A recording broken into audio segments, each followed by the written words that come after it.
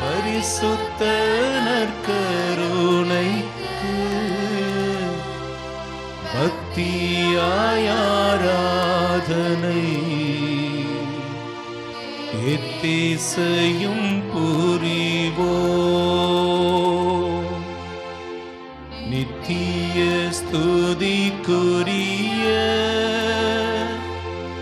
பரிசுத்த நற்கருணைக்கு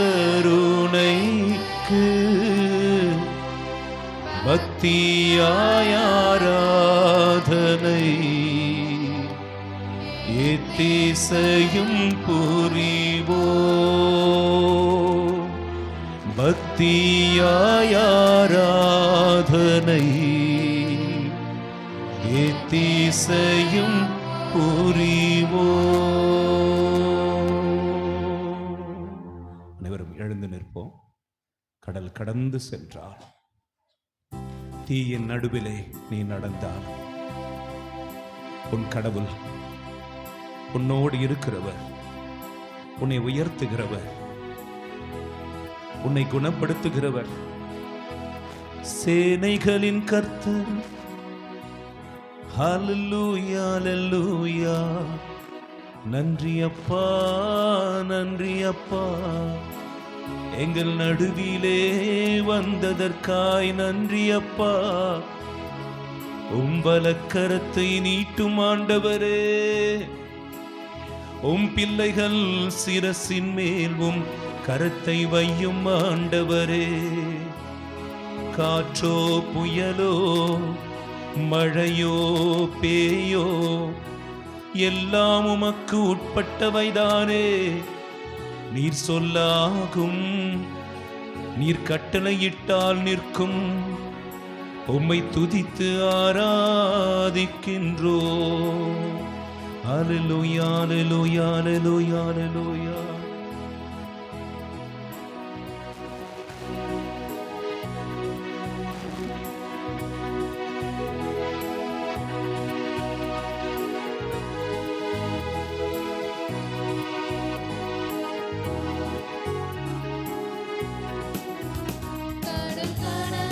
சென்றாலும் தீ நடுவே நடந்தாலும், புயல் சூழ்ந்து எழுந்திடும் காரிருளை நீ கடந்திட நேர்ந்தாலும், உன்னோடு நான் இருப்பேன்,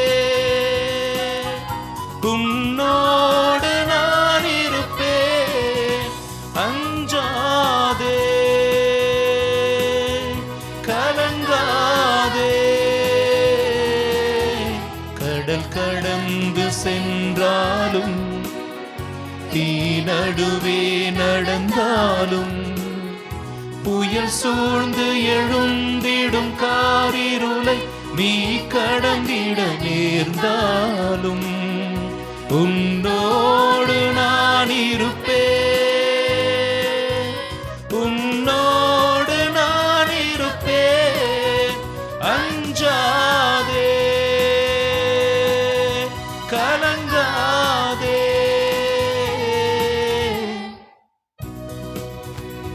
கரலை தட்டி பாடி செபிப்போம். அஞ்சாதே கலங்காதே, நான் உன்னோடு இருப்பேன் என்று சொல்லுகிற தெய்வத்திற்கு கண்களை மூடி இயேசு உங்கள் முன்பாக நிற்பதை ஆவியில் உணருங்கள். இந்த நற்கருணை கதிர் பாத்திரத்திலிருந்து ஆண்டவருடைய வல்லமை உங்கள் மேல் பாய்ந்து கொண்டிருப்பதை கவனியுங்கள். எங்கே 2 பேர் 3 பேர் நாமத்தில் கூடினாலும் உங்கள் நடுவில் இருப்பேன் என்று சொன்ன இயேசு இங்கு இருக்கிறார் என்று நம்புகிறவர்கள் கரங்களை தட்டி ஆண்டவருக்கு நன்றி சொல்லுங்கள். அவர் உங்களை காண்கிறவராக இருக்கிறார். நன்றி அப்பா, உம்முடைய பார்வையில் எனக்கு தயை கிடைத்திருப்பதற்காக நன்றி. ஸ்தோத்திரம். இன்றைக்கு உம் பார்வை என்மேல் படுவதற்காக நன்றி. உம்முடைய வலது கரம் என்னை தொடுவதற்காக நன்றி. உம்முடைய ரத்தம் எனக்கு விடுதலை கொடுக்க போவதற்காக நன்றி. நன்றி அப்பா, ஸ்தோத்திரம். கரங்களை தட்டி பாடி செபிப்போம். தேவனின் பார்வையில் நீ மதிப்புள்ள பொன்விலை நீலம் போலே. பூமியில் யாவிடும் யாவிலும் உன்னிலை உயர்ந்தது அவராலே. தேவனின் பார்வையில் நீ மதிப்புள்ளவன், பொன்விலை நீலம் போலே. பூமியில் வாழ்ந்திடும் யாவிலும் உன்னிலை உயர்ந்தது அவராலே. பால் நினைந்தோட்டிடும் தாய் மறந்தாலும் நீ அவர் மடி மேலே.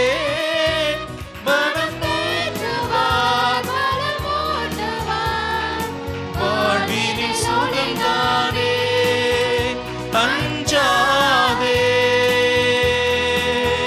கலங்காதே. கடல் கடந்து சென்றாலும் தீ நடுவே நடந்தாலும், புயல் சூழ்ந்து எழுந்திடும் காரிருளை நீ கடந்திட நேர்ந்தாலும், உன்னோடு நான் இருப்பேன், உன்னோடு நான் இருப்பேன்.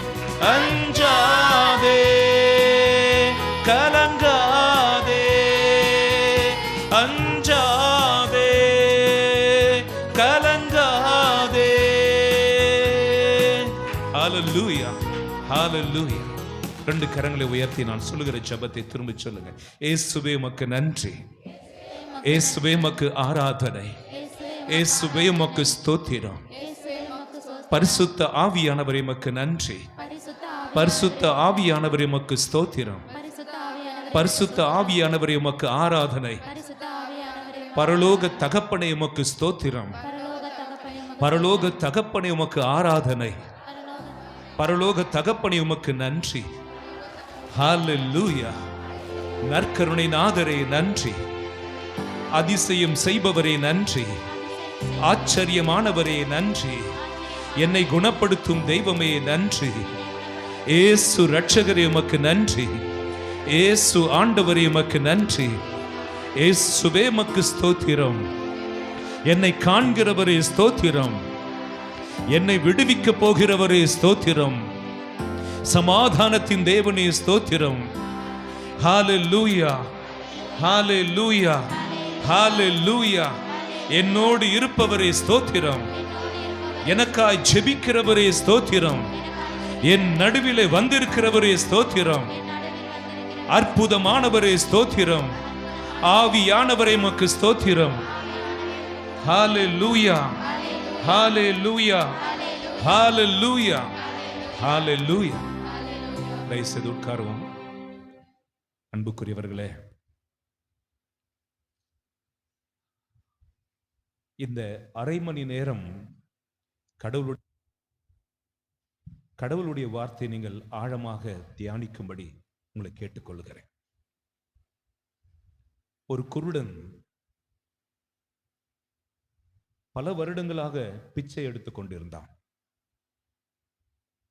பல வருடங்கள் வெயிலிலும் மழையிலும் அந்த ரோட்டோரமாக அமர்ந்து பிச்சை எடுப்பது வழக்கம். பல வருடங்கள் உருண்டோடின. ஒரு நாள் ஒரு பணக்காரன் அந்த குருடனுடைய தட்டில் தன்னுடைய 5 ரூபாயை போடுறான். சப்தம் வித்தியாசமாக இருந்தது. மீண்டும் இன்னொரு 5 ரூபாயை எடுத்து அவன் தட்டில் போடுகிறான். இந்த சப்தம் வித்தியாசமாக இருந்தது. தம்பி, அந்த தட்டை கொடுக்கிறியா என்று கேட்டு வாங்கி தன்னிடம் இருந்த தண்ணியை வச்சு ஊத்தி கழுவி துடைத்து பார்த்த பொழுதுதான் அவன் கண்கள் ஆச்சரியத்தால் மிளிர்ந்தன. காரணம், அந்த தட்டு தங்கத்தினால் செய்யப்பட்டிருந்தது. ஹல்லேலூயா, ஹல்லேலூயா. தங்கத்தினால் செய்யப்பட்டிருந்தது. அப்பொழுது அந்த பணக்காரன் சொன்னான், தம்பி, இந்த தட்டு தங்கத்தினால் செய்யப்பட்டது, நீ பிச்சை எடுக்கிறியே. அவன் சொன்ன, நான் குருடன், இது தங்கம் என்று உனக்கு தெரிந்திருந்தால் இத்தனை வருடங்கள் நீ கஷ்டப்பட்டிருக்க வேண்டாம் அல்லவா? வெயிலிலும் மழையிலும் அம்மா அப்பா என்று நீ கதறி இருக்க வேண்டாம் அல்லவா? அவன் சொன்னான், எனக்குத்தான் பார்வை இல்லையே. பார்வை இருந்தவர்கள் அதை கவனிக்கவில்லை. கவனிங்க, பார்வையற்றவர்கள், பார்வை உடையவர்கள் யாருமே கவனிக்கல. எதனால அப்படின்னா, அந்த தட்டு அழுக்கடைந்து இருந்தது. இந்த உலகத்தில் 2 சக்திகள் இருக்கின்றன. ஒன்று தீய சக்தி, இன்னொன்று இயேசுவின் சக்தி. அல்லேலூயா சொல்லுவோமா? அல்லேலூயா. நல்லது, நல்லாக ஜெபிக்கிறீங்க. தீய சக்தி பெரியதா, இயேசுவின் சக்தி பெரியதா?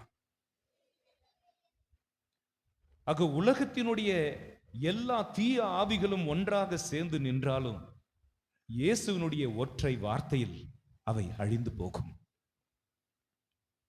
உலகத்தில் உள்ள எல்லா துஷ்ட சக்திகள், மந்திர மாந்திரிக சக்திகள் எல்லாமே சேர்ந்து ஒன்றாக வந்து நின்றாலும் இயேசுவினுடைய ஒரு பார்வையில் அவை அழிந்து சாம்பலாய் போகும். அல்லேலூயா. இயேசு கிறிஸ்து சூரியனை போல, நம்மை சூழ்ந்திருக்கிற இருளோ சிறு சிறு மெழுகுவத்தியை போல, அவை காற்றுக்கு கூட அணைந்து போகலாம், சூரியனை யாரும் அணைக்க முடியாது. ஆக அன்புக்குரியவர்களே, சிரிக்காம கொஞ்ச நேரம் கவனிக்கும்படியாக அன்போடு கேட்டுக்கொள்கிறேன். திருப்பாடல்கள் 91 அதிகாரம் 15வது வசனம். இதற்கு முன்பாக இன்னொரு வசனத்தை நான் சொல்ல விருப்பப்படுகிறேன். யோவான் சுவிசேஷம் 8 அதிகாரம் 32 வசனம் என்ன சொல்கிறது என்றால், சத்தியத்தை அறிந்து கொள்ளுங்கள், அந்த சத்தியம் உங்களை விடுவிக்கும். குருடன் கடைசி வரைக்கும் அவன் குருடனாக இருந்தான். தன் கையில் இருப்பது எவ்வளவு விலை உயர்ந்தது என்பது அவனுக்கு தெரியாது. அந்த விலை உயர்ந்த தங்கத்தை வித்திருந்தா அந்த ஊரில் இருக்கிற எத்தனையோ பேருக்கு அவன் பிச்சை போட்டிருக்கலாம். தெரியாததுனால, பார்வைக்கு மறைக்கப்பட்டதுனால அவன் இத்தனை வருடங்களும் பிச்சை எடுக்க வேண்டியதாக இருந்தது. அந்த முதியவர் வந்து உன் கையில் இருப்பது தங்கத்தட்டு என்று விலக்கி கூறும் வரைக்கும் அவன் ஏழையாகத்தான் இருந்தான். இன்றைக்கு உங்கள் நடுவில் ஆண்டவருடைய வார்த்தையை சுமந்து கொண்டு வந்திருக்கிற ஃபாதர் குமார், என் வழியாக உங்கள் கண்கள் திறக்கப்பட வேண்டும் என்று ஆசைப்படுகிறேன். சத்தியத்தை அறிந்து கொள்ளுங்கள், அந்த சத்தியம் உங்களை விடுவிக்கும். திருப்பாடல்கள் 91:15 சொன்னேன். அங்கே சொல்லப்பட்டிருக்கிற வார்த்தை என்னவென்றால், துன்ப நேரத்தில் என்னை நோக்கி கூப்பிடு. கவனிக்கிறீங்களா? துன்ப நேரத்தில் என்னை நோக்கி கூப்பிடு. இயேசுவேன்னு ஒரு முறை கூப்பிடுங்களேன். சப்தம் சரி போலியே. உங்கள் துயரம் எவ்வளவு பெரியதோ அவ்வளவு சத்தம் உயர்த்தி ஜெபியுங்கள். போதுமா? பைபிளில் ஆண்டவர் சொல்கிறார், துன்ப நேரத்தில் என்னை நோக்கி கூப்பிடு. அவர் என்ன சொல்றார்? நான் பதில் கொடுப்பேன். இன்னைக்கு இந்த ஜெபத்திற்கு வந்திருக்கிறவர்கள் உங்கள் வாய்களை திறக்காமல் இருப்பீர்கள் என்றால் அப்படியே தான் திரும்பி போவீங்க. இந்த ஜெபத்திற்கு வந்தும் பேசிக்கொண்டும் சிரிச்சிட்டும் வந்தமா இருந்தமா சாப்பாடு போட்டலாம் சாப்பிட்டு போவோம்னா விடுதலை கிடைக்காது. ஆண்டவரே, இன்றைக்கு நீர் என்னை ஆசீர்வதிக்காமல் நான் உம்மை விட மாட்டேன். ஆமென். ஆண்டவரே, உம்முடைய விடுதலையை பெறாமல் இங்கிருந்து போக மாட்டேன் என்று உங்களுக்குள் வைராக்கியம், ரோஷம் இருக்கும் என்றார். வசனம் சொல்லுகிறது, என்னை நோக்கி கூப்பிடு, நான் பதில் அளிப்பேன். ஏசப்பா சொல்றாரு, நான் பதில் அளிப்பேன். அவருக்கு செவி இருக்கிறது, அவருக்கு கண் இருக்கிறது, அவருக்கு இருதயம் இருக்கிறது. கண் இருந்தும் பார்க்க முடியாத, செவி இருந்தும் கேட்க முடியாத, கை இருந்தும் தொட முடியாத சிலையோ கற்சிலையோ மரத்தினால் செய்யப்பட்ட பொம்மையோ அல்ல இயேசு. இயேசு ஜீவிக்கிறவர், வாழ்கின்றவர். அல்லேலூயா சொல்லுவோமே. அல்லேலூயா. அவர் உங்கள் நடுவில் தான் இருக்கிறார். பார்வைக்கு இந்த நற்கருணையில இருக்கிறாரே தவிர உங்கள் நடுவில் நடந்து கொண்டு இருக்கிறார். நீங்கள் யாரெல்லாம் பேசாம அங்க எங்க பார்க்காம நீங்கள் கடவுளையே உற்று நோக்கி கொண்டு இருப்பீர்கள் என்றால் கடவுளுடைய கண்கள் உங்களை உற்று நோக்கும். குழந்தைய வீட்டுக்கார பக்கத்துல இருக்க நோண்டிட்டு இருந்தனா நீ வந்தபடியே தான் போவ. என்னை நோக்கி கூப்பிடு, பதில் கொடுப்பேன். அல்லேலூயா. அது மட்டுமல்ல, உன்னை விடுவிப்பேன். உன் கட்டுகளில் இருந்து நான் உனக்கு விடுதலை கொடுப்பேன். அந்த தம்பி உட்கார சொல்லிடுங்க. முட்டி போட்டிருக்கான உட்கார சொல். உட்கார்ல. உன் கட்டுகளில் இருந்து விடுதலை கொடுப்பேன். இந்த பிரசங்கத்தை சொல்லிக் கொண்டிருக்கும் பொழுதே உங்கள் உடம்பில் இருந்து தீய ஆவிகள் ஒவ்வொன்றாக வெளியேறும். உங்கள் கட்டுக்கள் தானாகவே அறுக்கப்படும். உயர்த்த முடியாத கைகள் உயரும். முடக்குவாதங்கள் முடங்கி போகும். தீய சக்திகள் சரணடையும். பல வருடத்தின் துயரங்கள் இன்றைக்கு முடிவுக்கு வரும்.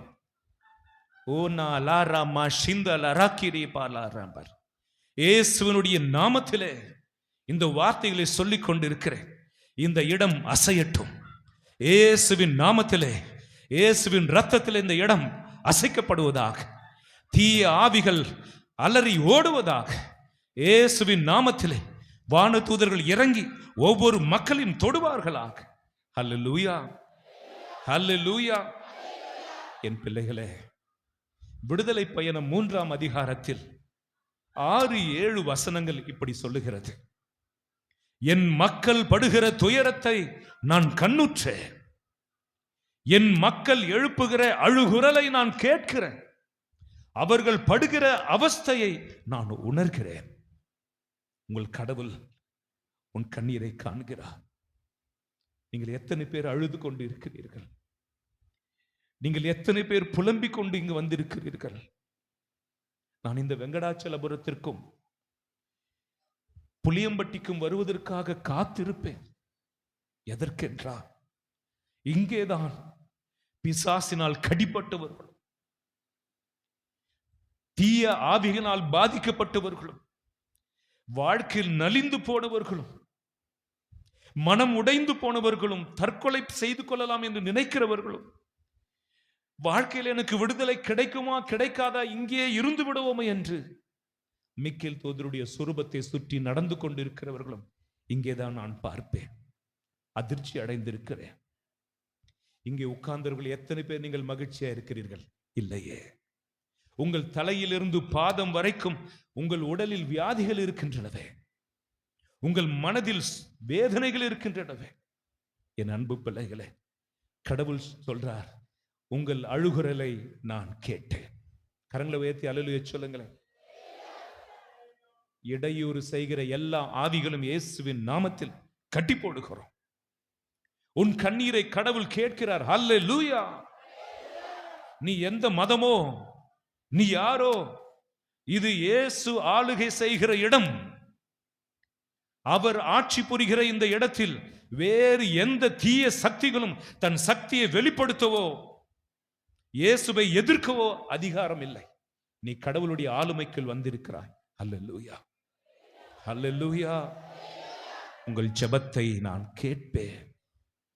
உங்களுக்கு பதில் தருவேன். உங்களை விடுவிப்பேன். உங்களை தப்புவிப்பேன். உங்களை கனப்படுத்துவேன். இன்றைக்கு அது நடக்க போகிறது. என் அன்பு பிள்ளைகளே, ஏசப்பா நீங்க நோயோடு இருக்க விருப்பப்படுவாரா? உங்க குழந்தைங்க நோயோடு இருப்பதை நீங்கள் விரும்புவீர்களா? உன் மக ஜுரத்தோடு இருப்பதை தகப்பன் விரும்புவானா? குழந்தைகள் படுத்த படுக்கையாய் இருப்பதை தாய் விரும்புவாளா? காலையிலிருந்து இரவு வரைக்கும் பேதி ஆகிறத மகள் அம்மா பார்த்து கொண்டு இருப்பாளா? உங்கள் கடவுளும் அப்படித்தான். அவர் துயரத்தை அனுப்பவில்லை. உங்கள் நோய்களுக்கு அவர் காரணம் இல்லை. உங்கள் குடும்பத்தினுடைய பிரச்சனைகளுக்கு அவர் காரணம் இல்லை. அவர் உங்களை விடுவிக்க வந்திருக்கிறவர். அவர் உங்களுக்கு சுகத்தை கொடுப்பதற்காக வந்திருக்கிறவர். ஆனால் இன்றைக்கு நாம் சத்தியத்தை அறிந்து கொள்வோமா? லூக்கா சுவிசேஷம் 13ஆம் அதிகாரம் 10-17 இறை வசனங்கள். லூக்கா சுவிசேஷம் 13. அன்புக்குரியவர்களே, நான் குருவாக அபிஷேகிக்கப்பட்டு சில வருடங்கள் ஒரு தியான ஆசிரமத்தில் இருந்தேன். சில மாதங்கள். எல்லா மக்களும் துயரத்தோடு, கண்ணீரோடு, வேதனையோடு வருவார்கள். பெரிய ஃபாதர்கிட்ட ஆசீர்வாதம் வாங்கிட்டு போவாங்க. என்கிட்ட யாரும் வரமாட்டாங்க. ஒரு நாள் பெரிய ஃபாதர் இல்லை. அப்போ ஃபோனில் ஒரு பொம்பளை ஃபோன் பண்ணாங்க. என் பொண்ணுக்கு வலிப்பு வியாதி ஃபாதர், ஜெபிப்பீங்களா? அப்போ நான் ஃபோனில் ஜெபிக்கிறேன். கண்ணை மூடின எனக்கு கண்ணு முன்னாடி தலையை விரிச்சு போட்டு பச்சை முகத்தோடு ஒரு பொம்பளை முகம் அது ஆடுது. கண்ணை திறந்து பார்த்தா இல்லை. மறுபடியும் கண்ணை மூடுனா அது தெரியுது. சரி, ஜெபித்து முடித்தேன். கூட்டிட்டு வர சொன்னேன். 4 பேர் அந்த பெண்ணை கூட்டிட்டு வந்தார்கள். 21 வயதுடைய அந்த பெண் 21 வருடங்களும் பேசியதில்லை, நடந்ததில்லை. ஒரு குழந்தையை போல பார்த்துக்கிட்டாங்க. வலிப்பு வரும், சளி ஊத்திக்கிட்டு இருக்கும், தலை ஆடிக்கிட்டே இருக்கும், கை காலெல்லாம் லூசா கிடக்கும். கூட்டி கொண்டு வந்தார்கள். ஆண்டவருடைய சந்நிதியில் அவளை படுக்க வைத்து ஜெபித்தேன். என் கண் முன்பாக வலிப்பு அதிகமானது. என் சக்தி போதவில்லை என்று பக்கத்தில் இருந்த குருவையும் கூப்பிட்டுக்கிட்டேன். 2 பிரதர்ஸையும் கூப்பிட்டேன். சுத்தி நின்று ஜெபிச்சோம். கட்டு ஜெபம். வலிப்பு இன்னும் அதிகமானது. எங்கள் கண் முன்பாக அது ரப்பரை போல அவளை மாற்றியது. தேவ ஆலயத்திலேயே மூத்திரம் போனா. நான் கதறினேன், ஆண்டவரே உம் வல்லமை எங்கே? ஆண்டவரே உம்முடைய சக்தி எங்கே? ஆண்டவரே இறங்கி வாரும், உம்முடைய ரத்தத்தை ஊற்றும், விடுதலை கொடும். நான் ஜெபிக்க ஜெபிக்க ஜெபிக்க அவளுக்கு சுகத்திற்கு பதிலாக தீமைகள் அதிகமானது. நொந்து போனேன். வீட்டிற்கு கொண்டு போக சொன்னேன்.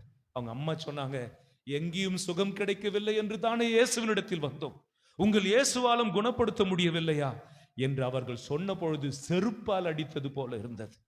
Why this ordination? இந்த அபிஷேகம் எதற்கு?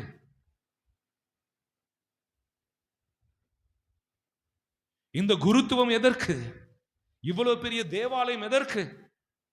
ஆண்டவரே என்று வேதனைப்பட்டேன். அல்லேலூயா. வீட்டுக்கு கூட்டு போனாங்க. ராத்திரி 8 மணி, 8:30 மணி, 9:30, 10:30. மறுபடியும் வீட்டுல கூட வலிப்பு வியாதி வந்திருக்கு. போன்ல மறுபடியும் ஜெபிக்கிறேன். பாஷை வரத்தில் ஜெபிக்கிறேன். சரியாகல. 12 மணிக்கு என் போனை சுவிட்ச் ஆஃப் பண்ணிட்டு படுத்துட்டேன். அடுத்த நாள் காலை 6 மணிக்கு நானே போன் பண்றேன். எப்படி இருக்கா? செத்தாலா? இருக்காளா? 6 மணிக்கு அவங்க அம்மா போன் எடுத்தாங்க. ஃபாதர், என் பொண்ணு 12 மணிக்கு ராத்திரி விடுதலை அடைந்தார். என் அன்பு பிள்ளைகளே, அவங்க அம்மா சொன்னாங்க, ஃபாதர் 21 வருஷம் கழிச்சு என் பொண்ணு பேசினா ஃபாதர். வாய் திறக்கப்பட்டது. என்னம்மா பேசுனா? நீங்க சொன்னா ஆச்சரியப்படுவீங்க. அவன் என்னைய தொட்டுட்டான், நான் வெளியே போறேன்னு பேசிச்சான். யார் தொட்டுட்டா? குமார் ஃபாதர் வழியா இயேசு தொட்டுட்டார். அவன் என்னை தொட்டுட்டான், நான் வெளியே போறேன். அவங்க அம்மா சொன்னாங்க, என் பொண்ணு நிக்கிறா, என் பொண்ணு கை நல்லா இருக்கு. அடுத்த செவ்வாய்க்கிழமை அந்தோனியார் நாள் கூட்டு வர சொன்னேன். கூட்டிட்டு வந்தாங்க. அழகா வந்தா, சுடிதார் போட்டுக்கிட்டு ஆண்டவரை ஆராதித்து கொண்டே இருந்தான். நான் ஆராதனையை நிறுத்தி மக்களிடத்தில் காண்பித்தேன். போன வாரம் வந்த மகள் இப்ப எப்படி இருக்கா பாருங்க. 21 வருடம். அவங்க அம்மா சொன்னாங்க, இது நரம்பு சம்பந்தமான வியாதி, மூளையில ரத்தம் கட்டி இருக்கு அப்படின்னு டாக்டர் சொன்னாங்களே. இத பாருங்க சர்டிபிகேட், இத பாருங்க எவ்வளவு வச்சிருக்கோம், ஸ்கேனு. அப்ப இது ரத்த கட்டு இல்லையா? அப்ப இது அது நரம்பு வியாதி இல்லையா?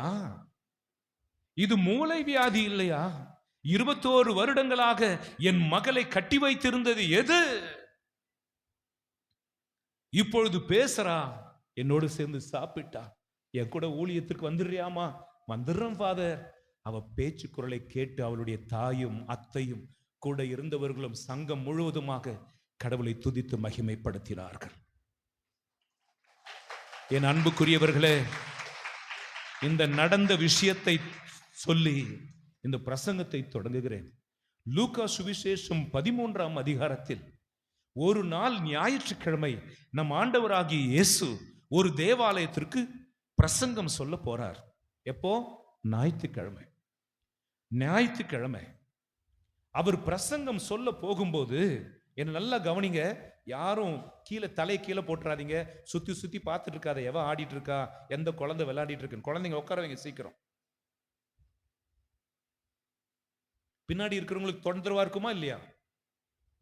தேவாலயத்திற்கு இயேசு நுழைந்த போது என்ன பாருங்க, 18 வருடமாக கூனியா இருந்த ஒருவரை இயேசு பார்த்தார். எத்தனை வருஷம்? 18 வருடம். அவளுக்கு முதல் வருஷத்துல இந்த முதுகு குனிஞ்ச போது எலும்புல ப்ராப்ளம் நினைச்சாங்க, நரம்புல ப்ராப்ளம், முதுகுல ப்ராப்ளம். இந்த மருந்து அந்த மருந்து, அந்த மருத்துவர் இந்த மருத்துவர், அந்த ஊர் இந்த ஊர், எல்லா ஊருக்கும் போய் பார்த்து இருப்பாள் கண்டிப்பாக. ஆனால் வருடம் வருடம் வருடம் வருடம் போக போக அவளுடைய முதுகு நேரா இருந்தது வளைந்து போனது. நீங்க யாரும் பைபிள் வச்சில்ல, ஒரே ஒருத்தர் தான் பைபிள் வச்சிருக்காங்க. அவங்க சத்தமா படிப்பாங்களேன்னு எனக்கு தெரியல. ஹல்லேலூயா. இயேசு கிறிஸ்து அந்த கூனியை தொட்டு சுகப்படுத்துகிறார். 15ஆம் வசனம் வாசிப்பீங்களா? லூக்கா 13:15.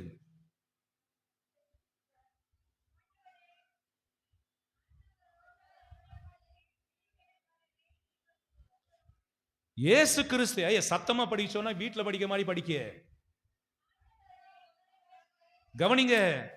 கூனியை இயேசு கிறிஸ்து தொட்டு குணமாக்கினார். ஹல்லேலூயா, ஹல்லேலூயா. 18 வருடத்தினுடைய துயரத்தை இயேசு கிறிஸ்து அன்றைக்கு விடுவித்தார். அப்பொழுது அங்கிருந்த குருக்களும் பரிசேயர்களும் சதுசேயர்களும் என்ன சொன்னாங்க? 15ஆம் வசனத்துல, இது ஞாயிற்றுக்கிழமை, ஓய்வு நாள், இன்னைக்கு நீங்க செய்யக்கூடாது, இன்னொரு நாள் பார்த்துக்கலாம். அப்ப 16 வசனத்துல ஆண்டவர் என்ன சொன்னாரு? ஆபிரகாமின் மகளாகிய இவளை 18 ஆண்டுகளாக சாத்தான் கட்டி வைத்திருந்தான். அந்த கட்டிலிருந்து இவரை ஓய்வு நாளில் விடுவிப்பது தவறா? நீ சத்தமா படிக்க தெரியாதா? வராது, கட்டு. என் அன்புக்குரியவர்களே, 18 வருடமாக அவள் வியாதியில் இருப்பதாக அவளும் நினைத்தாள், அவளுடைய பெற்றோர்கள் உறவினர்கள் எல்லாரும் நினைத்தார்கள், மருத்துவர்கள் கூட இப்படித்தான் நினைத்தார்கள். நான் இந்த வசனத்தை படித்த பொழுது அதிர்ந்து போனேன். இயேசு விடுவிக்கிறார். கவனிங்க, யார் பேசுறது?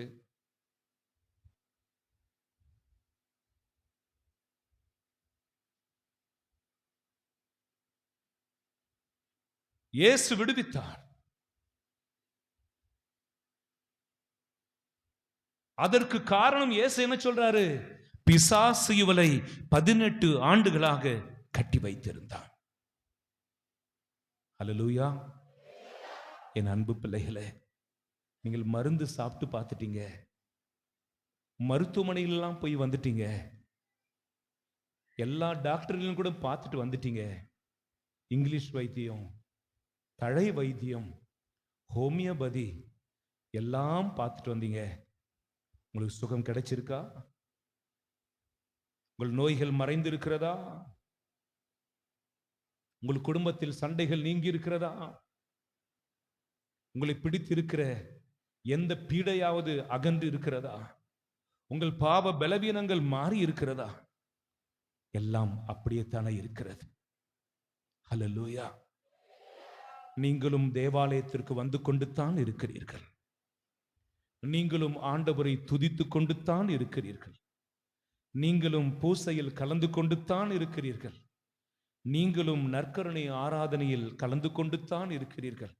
மாதங்கள் உருண்டோடி விட்டன, வருடங்கள் உருண்டோடி விட்டன, உன் வியாதி மாறவில்லையே. காரணம் கட்டு. பிசாசு உங்களை கட்டி வைத்திருக்கிறான். என்னுடைய நண்பர் ஜூட் என்பவர் இருந்தார். அவருடைய தகப்பனுக்கு ஒரு 2 மாதமாக பசி இல்லை. சாப்பாடு போட்டு கொடுத்தா வாசனை தெரியாது, சாப்பிட்டார்னா லொடலொடன்னு வாந்தி வந்துடும். அவர்கள் வீட்டுக்கு நான் போன பொழுது சாப்பாட்டை என் கையால பிசைஞ்சு இயேசுவின் நாமத்தில் இந்த உணவு அவருக்கு உட்கொள்ளும்படியாகவும் அதை திருப்பி வாந்தி எடுக்காத அளவுக்கு அந்த ஜீரண குழாய்களை உறுப்புகள் எல்லாம் இயேசுவின் நாமத்தில் நான் விடுவிக்கிறேன். காரணம், 2-3 மாதமாக சாப்பிடாதனால ஒல்லியா இருக்கிறார். மாத்திரை சாப்பிடுறீங்களா ஐயா? ஜூஸ் குடிக்கிறீங்களா ஐயா? நம் மனதுக்குள் நினைச்சேன், ஏன் அப்போ? ஆண்டவர் சொன்னார், ஜீரண உறுப்புகளை பிசாசு கட்டி வைத்திருக்கிறான். உங்களில் ஆஸ்துமா வியாதி உடையவர்களே, உங்கள் சுவாச குழாயை அவன் கட்டி வைத்திருக்கிறான். உங்கள் நுரையீரலில் இன்ஃபெக்ஷனை உருவாக்கி வைத்திருக்கிறான். குழந்தை இல்லாதவர்களே, உங்கள் கருவறையை சுருக்கி வைத்திருக்கிறான். குடும்பத்தில் சமாதானம் இல்லாதவர்களே, உங்கள் குடும்பத்தில் பிரிவினைகளை அவன் உண்டாக்கி வைத்திருக்கிறான். அல்லேலூயா. பல நாட்களாக இரத்த போக்கு வியாதியில் பாதிக்கப்பட்டு இருக்கிறவர்களே, அந்த இரத்தம் நிற்காத அளவுக்கு அவன் அந்த பகுதியை தன்னுடைய கண்ட்ரோலில் வைத்திருக்கிறான். உங்கள் பார்வை குறைவு, உங்கள் புத்தி பேதலித்து போவது, எதையோ பார்த்து பயந்தது போலவோ, மனம் பித்து பிடித்தது போல அலைந்து கொண்டிருக்கிறீர்களே, காரணம் பிசாசு. அல்லேலூயா.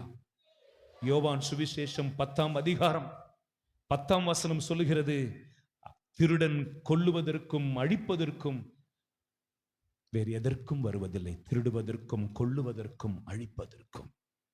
உங்களில் யார் யார் நிம்மதியை இழந்து போனீர்களோ, அமைதியை இழந்து போனீர்களோ, ஆரோக்கியத்தை இழந்து போனீர்களோ, தனிமையில் படுக்கும் பொழுது பேய் கனவுகள் வந்து உங்களை ஆட்டி படைக்கின்றதோ, நிம்மதியாக தூங்கி பல மாதங்கள் ஆகிறதோ, சாப்பிடுவதை போல உணவுக்கு பதிலாக மருந்தை விழுங்கிக் கொண்டு இருக்கிறீர்களா?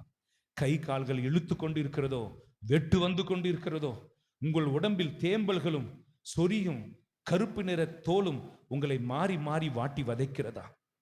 உங்கள் உடம்பில் தீ பற்றியது போல, அங்கே எங்கே தீ பற்றியது போல உங்கள் உடம்பு எரிகிறதா? உடலில் உஷ்ணம் அதிகமாகிறதா? உங்கள் கண்களில் தானாக கண்ணீர் வடிகிறதா? எந்த பிரச்சனைக்கும் தீர்வு இயேசு கிறிஸ்து. நீங்கள் சத்தியத்தை உணருங்கள். 18 வருடங்களாக இவளை, அப்ரஹாமின் மகளாகிய இவளை பிசாசு கட்டி வைத்திருந்தான். ஓய்வு நாளில் அவளை விடுவிப்பது தப்பா? ஆண்டவர் அவரை விடுவித்தார். 18 வருடங்கள் வணங்கி போயிருந்த கழுத்து நிமிர்ந்தது. அவர் சொல்ல ஆகும், அவர் கட்டளையிட நிற்கும். உங்கள் விசுவாசத்தை பொறுத்து அந்த இயேசுதான் இங்கே வந்திருக்கிறார். நான் அந்த தகப்பனுக்கு ஜெபித்தேன், ஆண்டவரே, இவர் உணவு உட்கொள்ளுகிற வாய், அந்த உணவு போகிற வழிகள், ஜீரண எல்லா உறுப்புகளையும் இயேசுவின் நாமத்தில் விடுவிக்கிறேன். அவர் பயத்தோடு சாப்பிட்டார். 10 நிமிடம் காத்திருந்தோம். 10 நிமிஷம் தொடர்ந்து ஜெபித்தோம்.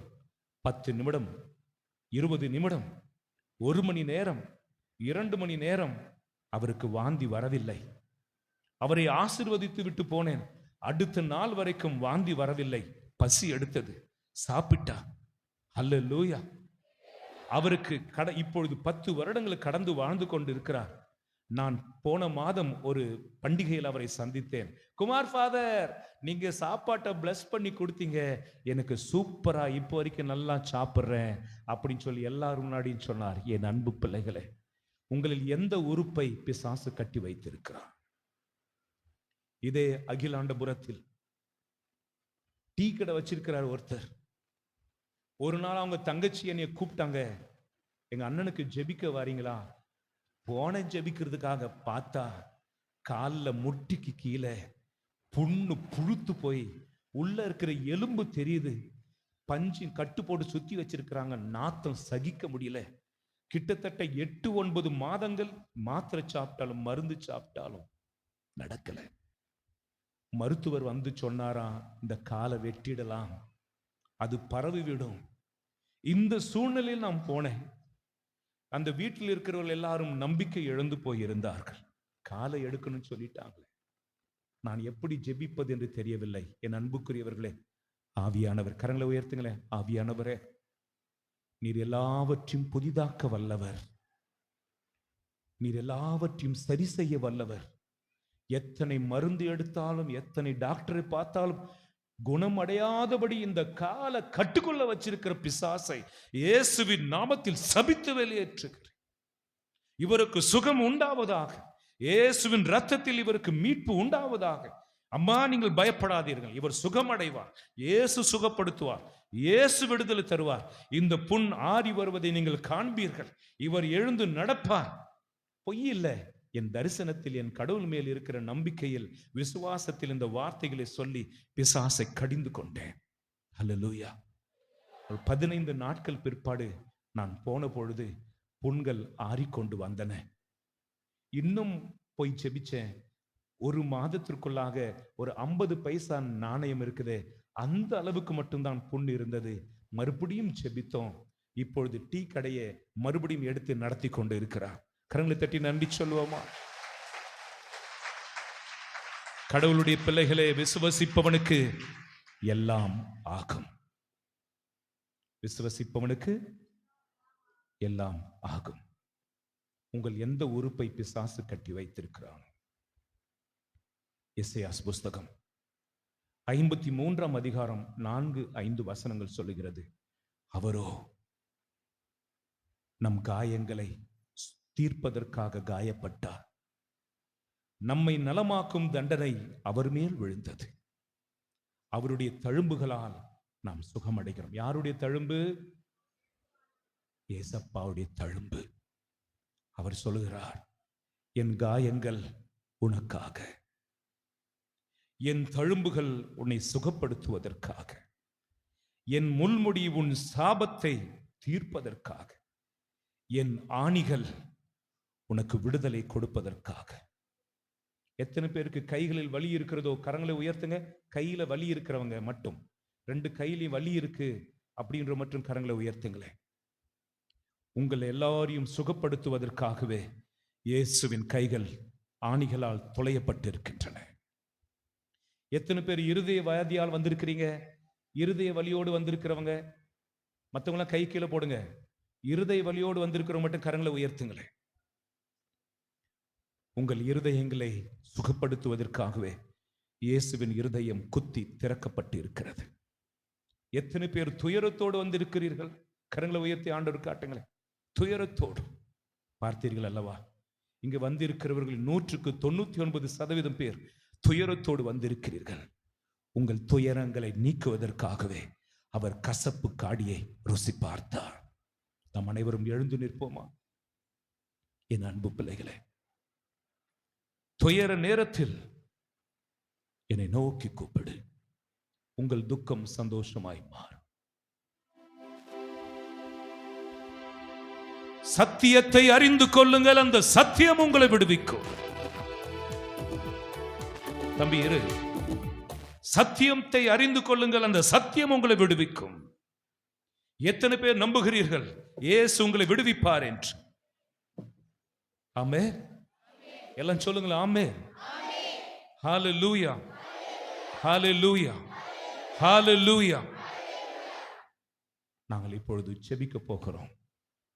நானும் சாமியாரும் உங்கள் நடுவில் இறங்கி வருவோம், உங்களை தொடுவோம். இயேசு உங்களை எங்கள் வழியாக தொடுவார். ஹல்லேலூயா. சத்தியத்தை அறிந்து கொள்ளுங்கள். சத்தியம் என்ன? சத்தியம் என்றால் என்ன? இயேசு உயிரோடு இருக்கிறார். 18 வருடங்களாக இவளை பிசாசு கட்டி வைத்திருந்தார் என்று அன்றைக்கு அந்த கூனியை இயேசு குணப்படுத்தினார் என்றார். இன்றைக்கு உன்னுடைய வேதனை, கண்ணீர் 2 வருடமோ அல்லது 20 வருடமோ அல்லது 8 வருடமோ, நீ எத்தனை நாட்கள் துயரத்தில் இருக்கிறாயோ, உன் துயரத்தை ஆண்டவர் இன்றைக்கு சந்திக்க போகிறார். ஹல்லேலூயா. கரங்களை விரித்து ஜெபிப்பீர்களா? கம் தி டாப் வந்து கண்ணை மூடுங்க.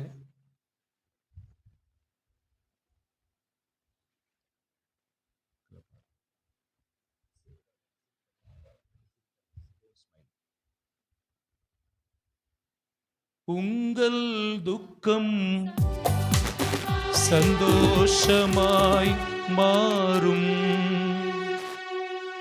உங்கள் கவலைகள் கண்ணீர் எல்லாம் மறைந்துவிடும். கலங்காதே மகளே, கலங்காதே மகளே. கண்ண மூடி ஜெபிங்க. ஜெபிச்சாதான் நீ ஆவில பாட முடியும். நீ சினிமா பாடுற மாதிரி வந்துன்னா உன் குரல் நல்லா இருந்துச்சுன்னு சொல்லிட்டு போவாங்க, அவ்வளவுதான். கலங்காதே மகளே, கலங்காதே மகளே. கரங்களை நல்லா உயர்த்துங்களே. இங்கு 1000 பேர் இருக்கிறாங்க. ரத்த போக்கோடு இருந்த பெண் 12 வருடம் ரத்த போக்கு, 12 years. இயேசு போய்கொண்டிருந்த பொழுது ஏராளமானவர்கள் இயேசுவை பின்தொடர்ந்தார்கள், இங்கே நின்று கொண்டிருப்பது போல. ஆனால் ஒருத்தி மட்டும், நான் இயேசுவை தொடுவேன், இன்று இயேசுவை தொடுவேன். உங்களுக்கு எத்தனை பேருக்கு அந்த ரோஷம் இருக்கிறது? உங்களில் எத்தனை பேருக்கு அந்த வாஞ்சை இருக்கிறது, அந்த விசுவாசம் இருக்கிறது? இன்றைக்கு இயேசுவை தொடுவேன், சுகத்தை பெற்றுக்கொள்வேன். எத்தனை பேர் நம்புறீங்களோ கரங்களை நல்லா உயர்த்துங்க. இது உங்களுடைய நேரம். 1000 பேர் இயேசுவை சூழ்ந்திருந்தாலும் அந்த இரத்த போக்கோடு இருந்த பெண் இயேசுவை தொட்டவுடனே இயேசுவினிடத்திலிருந்து வல்லமை மகளை குணமாக்கியது. இரத்த போக்கு நின்று போனது.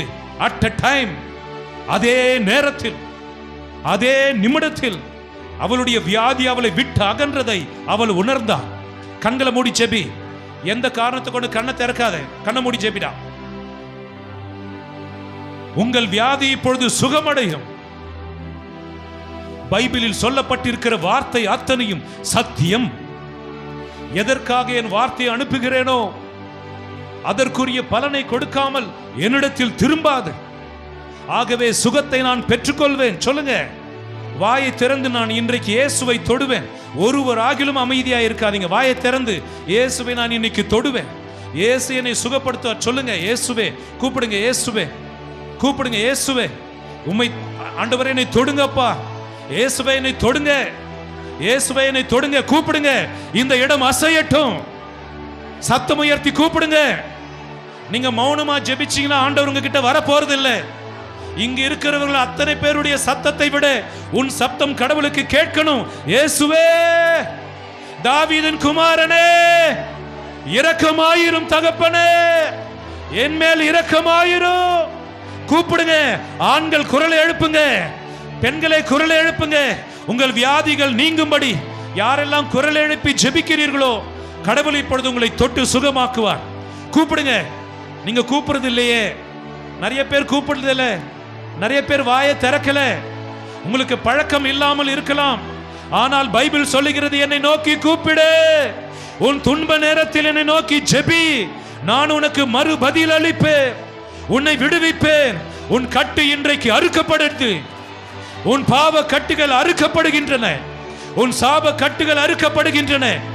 உன் குடும்பத்திற்கு எதிராக வைக்கப்பட்ட எல்லா பில்லி சூனிய கட்டுக்கள், மந்திர மாந்திரிக சக்திகள் எல்லாம் இயேசுவின் நாமத்தில் அறுக்கப்படுவதாக.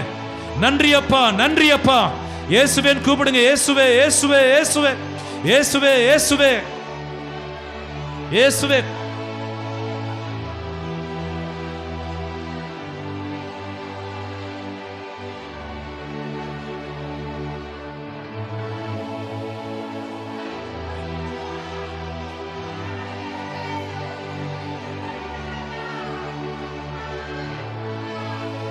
Hallelujah, hallelujah, hallelujah, hallelujah, hallelujah, hallelujah, hallelujah, hallelujah. இயேசுவே, இயேசுவே, இயேசுவே கூப்பிடுங்க. உதவி செய்யுங்க. இயேசுவேன் கூப்பிடு.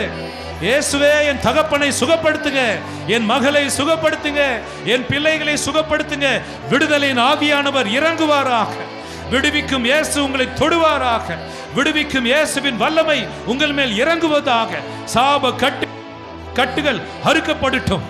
குடும்பத்தில் சண்டைகளை உண்டாக்குகிற ஆவிகள் வெளியே போகட்டும். உங்கள் இடுப்பு பகுதியில் இருக்கிற வலிகள், உங்கள் மூத்திர பகுதியில் இருக்கிற பிரச்சனைகள், மலம் கழிக்கிற மூல வியாதிகள், கிட்னி வியாதிகள், உங்கள் கேன்சர் வியாதிகள், சுவாசம் சம்பந்தமான எல்லா வியாதிகள் இயேசுவின் நாமத்தில் இப்பொழுது மறையட்டும். ஹல்லேலூயா. கூப்பிடுங்க. ஆண்டவர் பார்த்து கொண்டிருக்கிறார். யாரெல்லாம் கண்ணீரோடு ஜெபிக்கிறீர்களோ, அவரை நோக்கி கூப்பிடுகிறீர்களோ, அவர் உங்களுக்கு விடுதலை தருவார். கண்டிப்பாக இன்றைக்கு அது நடக்கும். நன்றி அப்பா, நன்றி நன்றி நன்றி. ஸ்தோத்திரம் ஸ்தோத்திரம் ஸ்தோத்திரம். ஹல்லேலூயா ஹல்லேலூயா ஹல்லேலூயா ஹல்லேலூயா ஹல்லேலூயா.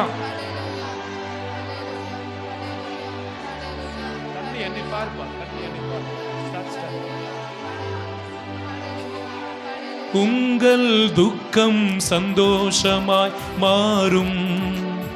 உங்கள் கவலைகள் கண்ணீர் எல்லாம் மறைந்துவிடும். உங்கள் துக்கம் சந்தோஷமாய் மாறும்.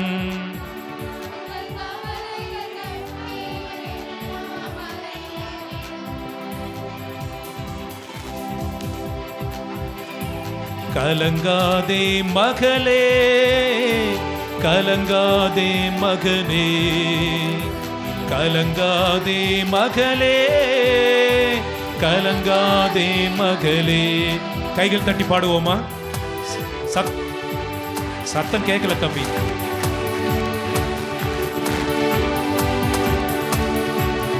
கடந்ததை நினைத்து கலங்காதே, நடந்ததை மறந்துவிடு. கடந்ததை நினைத்து கலங்காதே, நடந்ததை மறந்துவிடு. கர்த்தர் புதியன செய்திடுவார், இன்றே நீ காண்பார். கர்த்தர் புதியன செய்திடுவார், இன்றே நீ காண்பாய். இன்றே நீ காண்பாய், இன்றே நீ காண்பாய். கலங்கிடவே வேண்டாம், கலங்கிடவே வேண்டாம், கலங்கிடவே வேண்டாம், கலங்கிடவே வேண்டாம். நம் இயேசு கைவிட மாட்டார், நம் இயேசு கைவிட மாட்டார். நல்லதொரு போராட்டம் போராடுவோம், விசுவாசம் காத்துக்கொள்வோம்.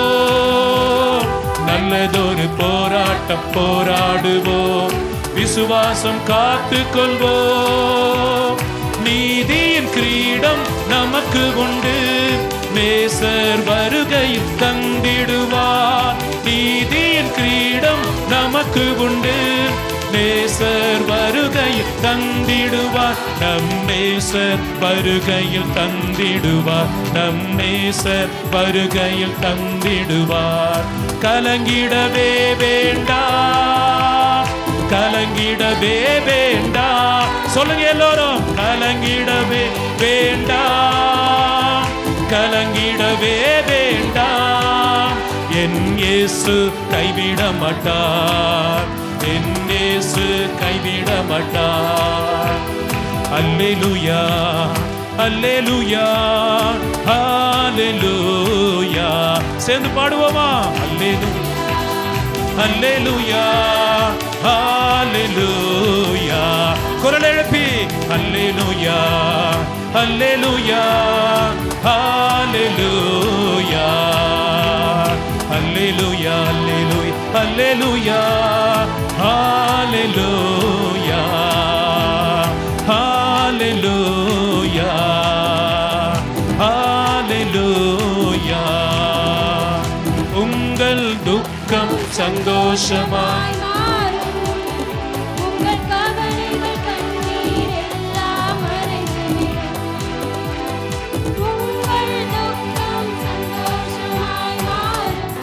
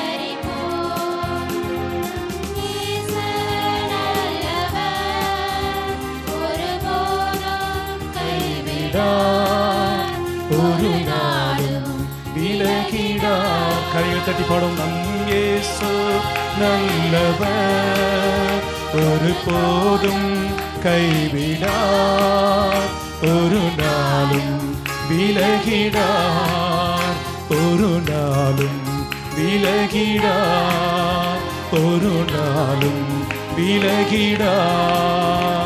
ஹல்லேலூயா ஹல்லேலூயா ஹல்லேலூயா ஹல்லேலூயா ஹல்லேலூயா ஹல்லேலூயா ஹல்லேலூயா ஹல்லேலூயா ஹல்லேலூயா ஹல்லேலூயா ஹல்லேலூயா ஹல்லேலூயா ஹல்லேலூயா ஹல்லேலூயா ஹல்லேலூயா ஹல்லேலூயா ஹல்லேலூயா. அன்று துதிப்போமா. ஹல்லேலூயா ஹல்லேலூயா.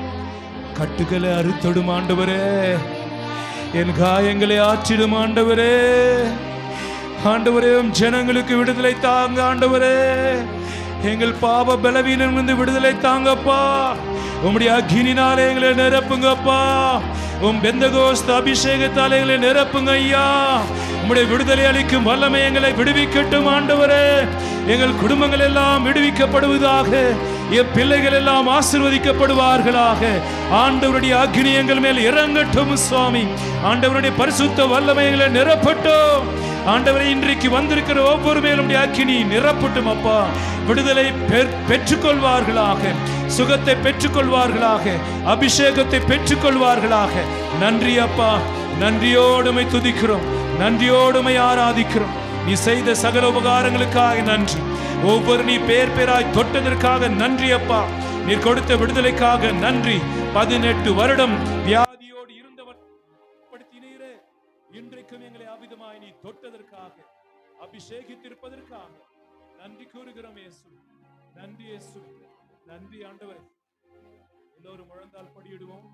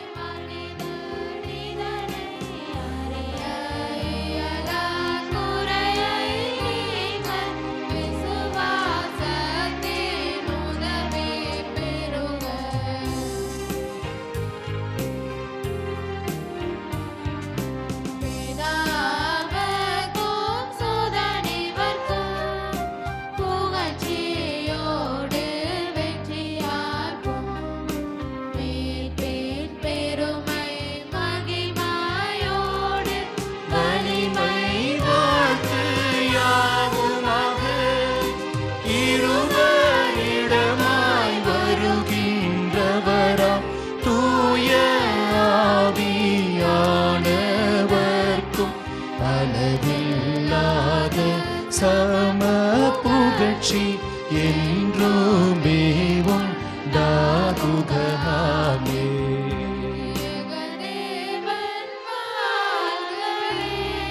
வானி நின்று அவர்களுக்கு அப்பம் அளித்தீரே,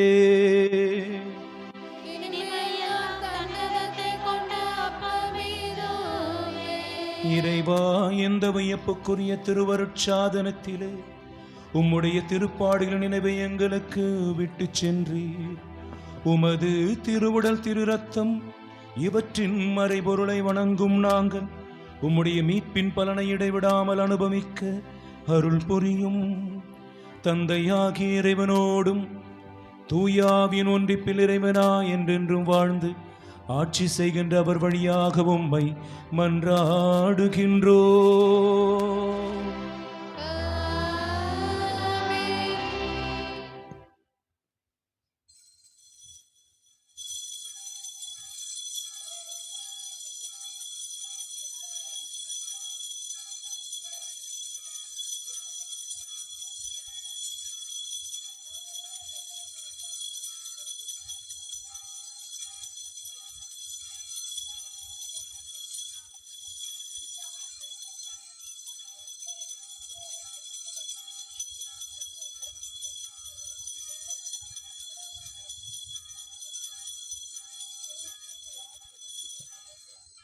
நிலைய